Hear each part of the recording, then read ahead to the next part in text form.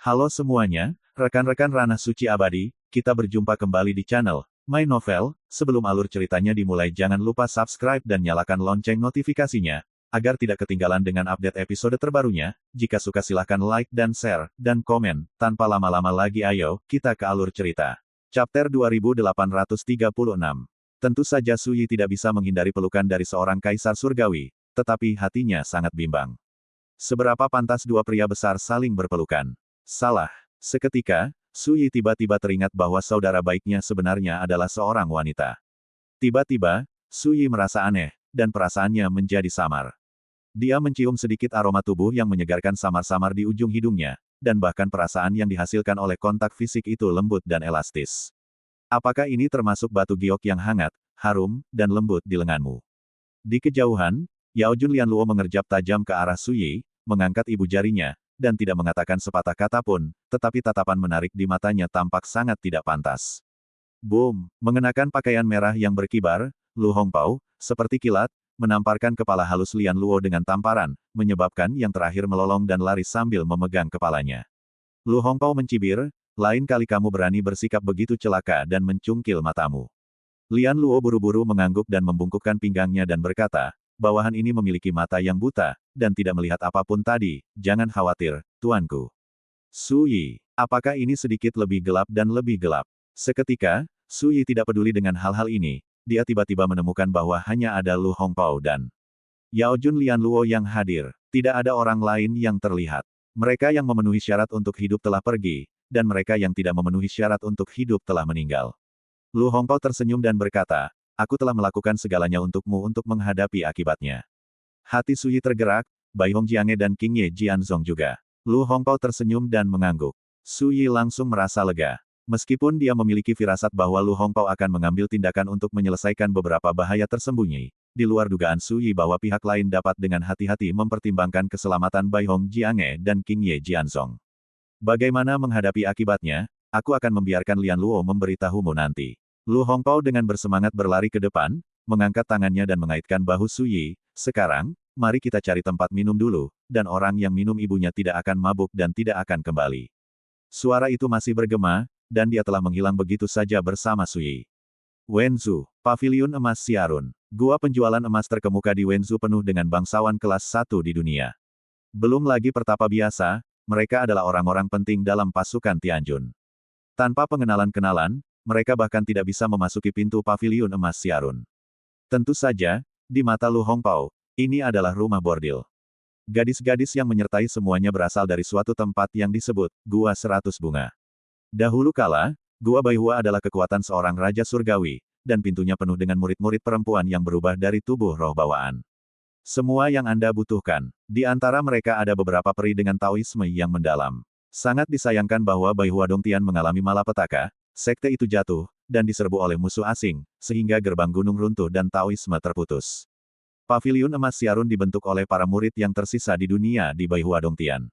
Di dunia sekuler, geisha adalah hal yang umum. Di wilayah langit abadi, secara alami tidak ada kekurangan rumah bordil dan lukisan, tetapi berbeda dengan dunia sekuler. Para petapa menemukan lebih banyak kesenangan dan trik di negeri kembang api, dan mereka lebih unik. Beberapa menganggap rumah bordil sebagai tempat yang sangat baik untuk melatih pikiran mereka. Beberapa menjadi mengerti metode sihir kultivasi ganda. Beberapa hanya untuk menghargai keindahan langka di dunia dan memperluas wawasan mereka. Singkatnya, bukanlah hal yang mengejutkan bagi para petapa untuk mengunjungi rumah bordil. Rumah bordil dapat terlihat di mana-mana. Namun, hanya ada sedikit gua penjual emas seperti Paviliun Emas Xiarun. Konon, beberapa raja surgawi tidak akan ragu untuk menghabiskan banyak uang hanya untuk bersenang-senang di Paviliun Emas Xiarun untuk sementara waktu. Orang dapat membayangkan pesona Paviliun Emas Xiarun. Saat ini, di istana lantai atas Paviliun Emas Xiarun, Su Yi melihat kekuatan rumah bordil teratas di Wenzhou ini. Para pelayan yang menyajikan teh dan air semuanya sangat menawan, mereka semua langka dan cantik. Dan gadis-gadis yang melayani di satu sisi memiliki gaya mereka sendiri, indah dan menawan. Lu Hongpao duduk dengan nyaman di lantai, dilayani oleh dua wanita cantik, sikapnya sangat malas dan santai. Sambil minum, dia mendesah, sejujurnya, aku sudah lama tidak mengunjungi rumah bordil. Membosankan pergi sendirian, hanya menyenangkan jika aku memiliki saudara yang baik untuk menemaniku. Di sampingnya ada seorang wanita cantik dengan mata yang cerah, dia menutup mulutnya dan tersenyum tipis, mengusap bahu Lu Hongpao dengan jari-jarinya, mata yang tersenyum itu seolah bisa berbicara, dengan pesona dan kelembutan yang tak terlukiskan. Di samping Su Yi, duduk seorang wanita dengan penampilan yang dingin namun sosok yang anggun, yang dapat digambarkan sebagai King Mei. Menurut pengantarnya, wanita bernama King Qiao, ini adalah kupu-kupu roh bawaan langka dengan basis kultivasi di alam kebebasan. Dengan bakatnya, dia ditempatkan dalam kekuatan Raja Surgawi. Song Neng menjadi murid sejati Sekte Dalam. Pikirkanlah, di mata Dewa Abadi dari alam dewa, betapa tingginya jalan abadi. Namun, di paviliun emas Siarun ini, King Qiao yang menginjakan kaki di jalan abadi tidak lebih dari seorang gadis pendamping. Ketidakrataan hidup dapat terlihat. Mata Su Yi memang terbuka, tetapi dia tidak merasakan banyak hal. Saya tidak punya kegiatan di waktu luang, pergi ke pagar untuk mendengarkan musik, bersandar pada warna merah dan bersarang di hijau zamrud, mabuk-mabukan dan tidur di atas batu giok yang harum. Itu hanya untuk hiburan. Dalam hal ini, rumah bordil di seluruh dunia sama saja. Su Yi tidak akan merasa kasihan pada semua gadis yang hadir di sini karena mereka semua luar biasa. Sama sekali tidak perlu. Apa yang diperoleh orang lain dalam sehari sudah cukup untuk mempermalukan sebagian besar petapa di dunia, jadi mengapa mereka harus merasa kasihan?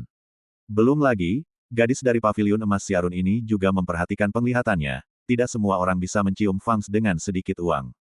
Jika dikatakan dengan kejam, apa yang dinikmati oleh seorang pelayan di gua penjual emas ini adalah kehidupan yang bahkan tidak dapat diimpikan oleh kebanyakan petapa di dunia. Sambil minum, mengobrol dengan Lu Hongpao, membicarakan tentang hubungan asmara. Setelah minum selama 3 putaran, Lu Hongpao tiba-tiba duduk, mengangkat tangannya dan menunjuk ke arah gadis bernama King Qiao, di sebelah Su Yi. Kamu tinggal saja, dan yang lainnya akan pergi. Semua orang terkejut, tetapi mundur dengan bijaksana. Seketika, hanya Su Yi, Lu Hongpao, dan King Qiao yang tersisa di aula. Lu Hongpao menatap King Qiao sambil tersenyum, dan berkata, aku juga sudah minum anggur, dan kita sudah melihat kecantikan semua gadis, mengapa kamu tidak menunjukkan, Nyonya Qin Yi? Nyonya Qin Yi, Su Yi sedikit terkejut, baru kemudian dia menyadari bahwa Lu Hongpao menyeretnya ke rumah bordil untuk tujuan lain. King Qiao terkejut, matanya berubah pelan, dan dia berkata, lalu, bagaimana menurutmu, bagaimana aku harus mengekspresikan diriku sebagai selir? Lu Hongpao berkata sambil tersenyum, mengapa Nyonya tidak menanggalkan pakaiannya dan menghabiskan malam bersama dengan saudara laki-laki saya yang baik? Wajah King Qiao tiba-tiba berubah dingin, dan seluruh sikapnya menjadi jauh lebih bermartabat. Tiba-tiba, tampaknya dia telah berubah dari seorang geisha yang glamor dan cantik menjadi seorang permaisuri yang mengintimidasi dunia. Dia duduk di sana sendirian, dengan mata tenang dan berkata, karena tuanmu dapat melihat identitas selirku, kamu secara alami akan tahu seperti apa temperamenku, jadi harap hormati. Lu Hongpao berdiri, melangkah ke arah King Qiao, mengulurkan tangannya untuk mengangkat dagu King Qiao, dan berkata dengan senyum merendahkan, siapapun yang tidak tahu tidak bersalah, aku tidak akan berdebat denganmu, patuhi saja. Terbitkan saja, jimat tersembunyi. Jimat tersembunyi. Su Yi sekarang memiliki Taoisme Jiang Wuchen, jadi dia secara alami tahu bahwa, jimat Dao tersembunyi, ini berasal dari pasukan pembunuh bernama, Jiletian. Di antara 6 pasukan pembunuh di wilayah langit abadi, surga bahagia adalah yang paling misterius dan juga menempati peringkat pertama. Dikatakan bahwa itu sudah ada sejak era akhir Dharma. Mengenai latar belakang dan akar sebenarnya dari pasukan pembunuh ini, tidak ada yang tahu. Dan, jimat Dao tersembunyi, adalah harta rahasia unik Elysium. Dikatakan bahwa dengan jimat ini, ia dapat memutus persepsi dunia, menghindari semua ramalan dan penjelajahan, dan berjalan dalam kegelapan dan tak terlihat, tanpa jejak, dan hantu dan dewa tidak akan terkejut. Bahkan Kaisar Surga, tanpa tindakan pencegahan apapun, tidak dapat merasakan jejaknya. Jimat tersembunyi. Nyonya Qin Yi mengerutkan kening, tidak yakin, berani menanyakan nama tuan ini. Bentak. Tiba-tiba, Lu Hongpao menamparkan wajah Nyonya Qin Yi. Pukulan itu begitu keras hingga Nyonya Qin Yi terjatuh. Separuh wajahnya yang seperti bunga memerah dan bengkak, dan dia mengerang kesakitan. Lu Hongpao tersenyum sendiri, Jiletian, pasukan pembunuh nomor 1 di dunia, dari akhir era Dharma hingga saat ini, jumlah Tianjun yang tewas di tangan para pembunuh Blistian sudah tak terhitung banyaknya, jadi. Ketika semua orang di dunia membicarakannya, wajah mereka berubah, dan mereka ketakutan ketika mendengar berita itu. Sayang sekali, tetapi itu tidak membuatku takut. Lu Hongpao melangkah maju dan mendatangi Nyonya Qin Yi. Aku ingin menanyakan satu pertanyaan terakhir, maukah kau menjawabnya? Dari awal hingga akhir, Su Yi duduk di sana dan menonton. Pada saat ini, Lu Hongpao tampak sangat mendominasi, dengan sikap yang memaksa, yang sama sekali tidak masuk akal. Namun, Su Yi tahu dalam hatinya bahwa eksistensi tingkat kaisar surgawi seperti Lu Hongpao tidak akan datang ke sini tanpa alasan untuk memamerkan gengsinya. Nyonya Qin Yi jatuh ke tanah, rambutnya acak-acakan, dan sudut bibirnya berdarah. Dia menatap Lu Hongpao yang berada di dekatnya dengan ngeri, dan berkata, Jiletian tidak dapat menakuti Yang Mulia, apakah Yang Mulia tidak takut pada orang yang menakutkan di belakang Jiletian? Apakah ada orang seperti itu? Mata Lu Hongpao penuh dengan ejekan, Anda berbicara tentang bajingan tua Kaisar Etian itu. Mengapa Anda tidak mencoba dan melihat apakah Anda dapat menghubunginya? Tiba-tiba, Nyonya Qin Yi benar-benar terkejut. Siapa orang ini yang benar-benar tahu bahwa pendukung di balik langit bahagia adalah Kaisar Etian? Su Yi tidak dapat menahan rasa terkejutnya. Dia tidak asing dengan Kaisar Etian. Saat itu, orang tua yang jahat ini mencuri tubuh Tao, Kaisar di alam dewa, dan menyebabkan Su Yi mendapat banyak masalah berkali-kali. Dalam pertempuran Ding Dao, benda tua ini juga ikut berpartisipasi secara pribadi. Namun, Su Yi tidak menyangka bahwa di belakang pasukan pembunuh nomor satu dunia, Jiletian, berdiri Kaisar Etiandi. Tiba-tiba, terdengar desahan di aula. Lu Hongpao, kamu adalah Kaisar Surgawi, mengapa repot-repot menindas seorang junior? Diiringi suara itu, seorang pria jangkung berjubah hitam dengan penampilan awet muda diam-diam muncul. Penampilan itu persis sama dengan Dai. Hanya saja temperamennya benar-benar berbeda, dan seluruh tubuhnya penuh dengan kabut yang diubah oleh napas bencana. Tidak diragukan lagi, orang yang datang adalah Etiandi. Namun, Su Yi juga memperhatikan bahwa pihak lain hanyalah secercah tekad, bukan dewa. Lu Hongpao tiba-tiba berbalik dan menatap Kaisar Etian sambil tersenyum, jika aku tidak melakukan ini, bagaimana aku bisa memaksamu, bajingan tua yang jahat dan licik. Etiandi mengerutkan kening, apa yang kamu inginkan? Lu Hongpao berkata sambil tersenyum, aku ingin membawa saudara baikku Su Yi untuk meninggalkan Wenzhou, tetapi kamu menyelinap dalam kegelapan, yang terlalu mengganggu, jadi aku datang ke sini kali ini hanya untuk memintamu memberi jalan. Su Yi terkejut. Sebelum dan sesudah ronde pembunuhan di daerah terlarang Jiuyao ini, Etiandi yang lama bersembunyi dalam kegelapan. Mungkinkah ini juga merupakan pukulan balik yang ditinggalkan oleh Master Xiejian? Chapter 2837. Di dalam istana, pembakar dupa melingkar, dan suasananya sunyi dan menyedihkan. Nyonya Qin Yi duduk lumpuh di tanah di kejauhan, menatap Kaisar Etian yang muncul entah dari mana, hatinya penuh dengan kejutan dan kekaguman. Sebagai pasukan pembunuh nomor satu di wilayah langit abadi, surga yang bahagia selalu sangat misterius. Dan yang kuat di surga-surga sering bersembunyi diam-diam di dunia manusia yang ramai. Paviliun Emas Siarun adalah salah satu benteng surga yang bahagia. Dan itu adalah benteng paling rahasia di seluruh dunia Wenzhou. Sebagai orang yang bertanggung jawab atas Paviliun Emas Siarun, Nyonya Qin Yi sendiri adalah Raja Surgawi yang menyembunyikan cara dan perbuatannya. Bahkan di dalam langit yang bahagia, hanya segelintir tokoh kuat yang tahu siapa pendukung langit yang bahagia. Nyonya Qin Yi adalah salah satunya. Tetapi dia juga tidak menyangka bahwa Kaisar Etian akan datang sendiri. Bahkan jika itu hanya kekuatan kemauan. Ini masih di luar dugaannya, karena dia sama sekali belum menerima kabar sebelumnya. Yang lebih mengejutkannya adalah ketika pria berjubah merah itu menghadapi Etiandi, dia tetap kuat dan menolak untuk menyerah sedikit pun. Tuan memanggilnya Lu Hongpao, mungkinkah dia adalah Kaisar Surgawi Hongpao? Etiandi menatap Lu Hongpao dalam-dalam, dan berkata setelah beberapa saat, bukan tidak mungkin untuk menyerah, tetapi aku sangat bingung, bagaimana kamu, Lu Hongpao, menyadari bahwa aku ada di dunia Wenzhou ini. Lu Hongpao berkata sambil tersenyum, karena di antara semua hal lama itu, kamu adalah yang paling berbahaya, dengan hati yang paling gelap, tangan yang paling kotor, Kaisar Surga yang agung, tetapi kamu tidak pernah terlihat seperti Kaisar Surga, dan kamu memainkan trik kotor yang tidak ada di atas meja. Aku mengatakan itu, bisakah kamu menjelaskannya? Etiandi terkekeh, omong kosong, karena kamu tidak ingin mengatakannya, maka jangan salahkan aku karena menghalangi jalan. Dia menoleh untuk melihat Su Yi dengan mata jenaka. Su Yi, seharusnya kau tidak mengungkap jejakmu sepagi ini. Lu Hongpao tampaknya membantumu, tetapi sebenarnya itu merugikanmu. Lu Hongpao tiba-tiba bergerak, dan gelombang energi pedang jatuh. Sosok Etiandi tiba-tiba hancur dan ambruk. Hanya suaranya yang acuh tak acuh bergema di aula, aku ingin melihat apakah kau, Lu Hongpao, dapat meninggalkan Wenzhou bersama putra ini. Lu Hongpao terdiam beberapa saat, dan berkata sambil tersenyum, saudaraku yang baik, sekarang aku dapat memberitahumu dengan jelas, pembunuhan dan perampokan yang sebenarnya sedang dalam perjalanan keluar dari Wenzhou, dan sudah ditakdirkan bahwa Kaisar Etian tidak akan menjadi satu-satunya yang membuat pengaturan. Apakah kau takut? Su Yi duduk di sana tanpa bergerak dari awal hingga akhir. Pada saat ini, dia menuangkan segelas anggur untuk dirinya sendiri dan berkata, biarkan aku minum segelas anggur dulu untuk menenangkan keterkejutanku. Lu Hongtao tercengang, dan duduk di kursi di seberang Suyi, dan juga mengambil kendi anggur untuk diminumnya sendiri. Di kejauhan, Nyonya Qinyi gemetar, tidak berani berbicara. Suyi berpikir sejenak, dan berkata, biar ku tebak, dalam operasi zona terlarang Jiuyao, di permukaan, itu adalah tata letak Xie Jianzun, menyatukan tiga kekuatan utama Istana Kaisar Wuliang, Pengadilan Taunantian, dan Pengadilan Surgawi Qixia. Niat membunuh Kaisar Yier, dipimpin oleh seorang pria tua. Lu Hongtao mengangguk, aku menganggap operasi ini sebagai ujian, dan aku bisa melihat semuanya. Tentu saja, Kaisar Etian dan yang lainnya dapat melakukan hal yang sama. Suyi merenung dan berkata, Master Pedang Jahat dapat menyatukan tiga kekuatan utama tingkat Kaisar Surgawi, yang secara alami berarti bahwa Kaisar Surgawi dari tiga kekuatan utama ini pasti sudah memahami masalah ini. Apakah mereka juga berpartisipasi? Lu Hongtao berkata, itu mungkin. Suyi bertanya lagi, sebelum kau mengatur agar aku datang ke Wenzhou, apakah kau sudah memperkirakan semua ini?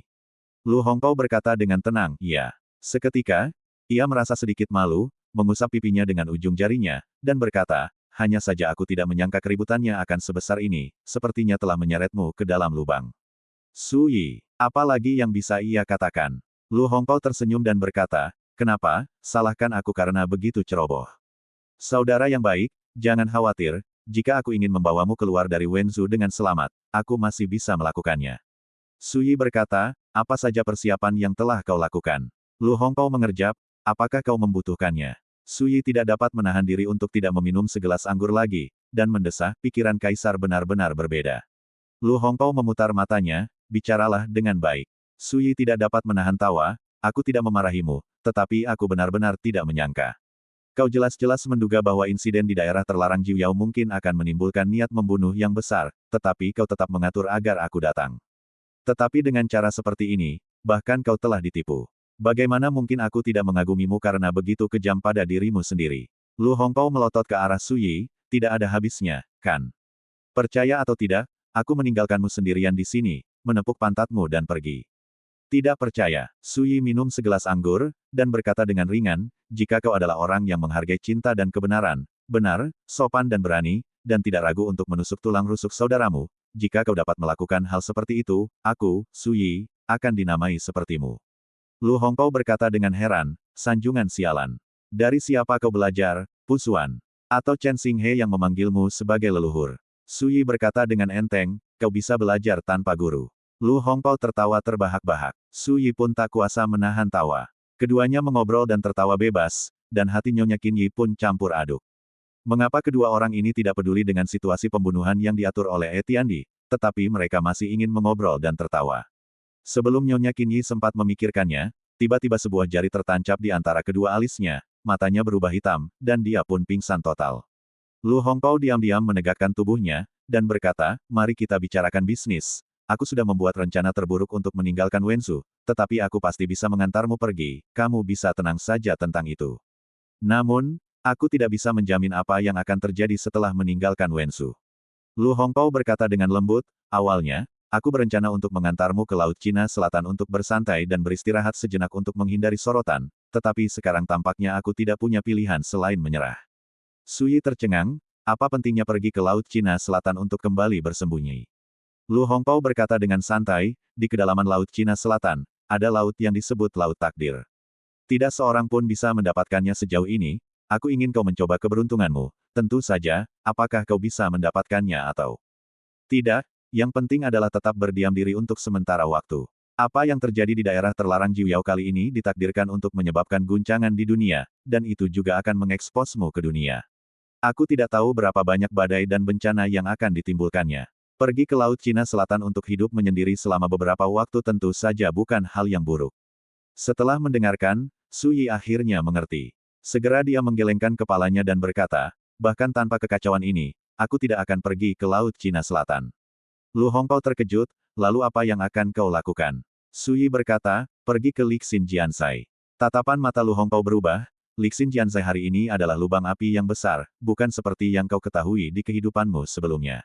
Suyi berkata dengan santai, aku bisa mengubah identitasku dan bersembunyi di dalamnya. Bagaimanapun, itu adalah ortodoksi yang kubuat dengan tanganku sendiri di kehidupanku sebelumnya. Sekarang setelah aku kembali dari reinkarnasi, aku tidak bisa membiarkan orang lain menempati sarang burung murai itu lagi. Ini bukan keputusan Su Yi yang tiba-tiba, tetapi tujuan lain. Dahulu kala, dia tahu bahwa cepat atau lambat dia akan mengungkapkan identitasnya di wilayah langit abadi, dan dia tidak bisa terus bersembunyi seperti tikus yang menyeberang jalan tanpa melihat cahaya. Jika demikian, maka ubahlah jalannya, temukan kesempatan untuk mendapatkan pijakan yang kuat di wilayah langit abadi, dan lawanlah musuh-musuh besar itu dengan cara yang jujur. Pada awalnya, Jiang Wuchen mampu menciptakan Lixin Jianzai dengan kekuatannya sendiri, menjadikan garis keturunan ini berdiri di puncak ilmu pedang dunia. Mengapa saya tidak bisa melakukannya sendiri? Sebagai perbandingan, sekarang saya hanya ingin mengambil kembali apa yang menjadi milik saya, yang jauh lebih baik daripada menciptakan kembali kekuatan partai dan bangkit selangkah demi selangkah. Tentu saja, masalah ini perlu didiskusikan dalam jangka panjang, dan perlu dipecahkan secara perlahan. Namun, itu lebih baik daripada mengembara di dunia sepanjang waktu, bersembunyi di Tibet. Lu Hongpao berkata, tahukah Anda bahwa Master Xie Jian telah lama berkolusi dengan beberapa orang dari sisi lain takdir? Berbicara tentang masalah ini, hati Su Yi tergerak, dan dia berkata, saya sudah tahu beberapa petunjuk. Saat dia berbicara, dia bercerita tentang Heiya, pengkhianat dari kota Kaisar Pedang, di sisi lain takdir, dan menunjukkan bahwa selama pembunuhan dan malapetaka di zona terlarang 9 tokoh, Master Xie Jian menjebak dirinya sendiri dengan alam luar angkasa tanpa batas yang diberikan oleh Heiya. Setelah mendengarkan, Lu Hongpao tampak lebih serius. Dalam beberapa tahun terakhir, memang ada banyak makhluk dari sisi lain takdir yang muncul, semuanya sangat rendah hati dan misterius, bersembunyi di balik layar, dan hampir tidak ada seorang pun di dunia yang mengetahuinya. Menurut apa yang kamu katakan, tebing hitam itu telah lama menjadi pendukung Tuan Pedang Jahat, dan di balik tebing hitam ini, kemungkinan besar ada kekuatan besar yang berdiri di belakangnya. Dalam hal ini, jika kamu berencana untuk pergi ke Lixin Jianzai, aku khawatir itu akan lebih berbahaya. Su Yi tersenyum, ini lebih baik, itu dapat sepenuhnya membersihkan bahaya tersembunyi di Lixin Jianzai. Seketika, dia berhenti membicarakan masalah ini, tetapi bertanya, kamu bilang kamu membuat rencana terburuk, apa sebenarnya rencanamu? Lu Hongpao minum segelas anggur dan berkata dengan santai, ini pertarungan sampai mati. Su Yi, dia bisa tahu bahwa Lu Hongpao tidak bercanda. Tetapi semakin banyak hal ini terjadi, semakin dia menyadari keseriusan situasinya. Biarkan Kaisar berjubah merah memiliki rencana untuk bertarung sampai mati, orang dapat membayangkan betapa seriusnya krisis dalam perjalanan meninggalkan Wenzhou. Bisakah saya bersembunyi di Wenzhou untuk sementara waktu? Su Yi tidak pernah memikirkannya. Setelah ini dilakukan, itu sama saja dengan memberi musuh lebih banyak waktu untuk merencanakan lebih banyak kekuatan dan tata letak. Pada saat itu, saya akan menjadi ikan yang terperangkap di kolam, tidak dapat terbang tanpa sayap. Setelah merenung lama, Su Yi bertanya, kapan kamu pergi? Lu Hongpao menuangkan segelas anggur dengan santai, kamu bisa melakukannya kapan saja. Sebelum kamu pergi, jika kamu memiliki pertanyaan atau pertanyaan, kalian mungkin sebaiknya mengambil anggur di gelas dan berkumpul satu persatu. Saudara yang baik, bagaimana caranya? Bisakah kita berbicara satu sama lain? Su Yi berkata dengan tidak senang, kedengarannya seperti meninggalkan kata terakhir, mengapa demikian? Lu Hongpao tidak dapat menahan tawa, kalau begitu manfaatkanlah momen tenang yang langka ini, mari kita mengobrol dan mengenang masa lalu.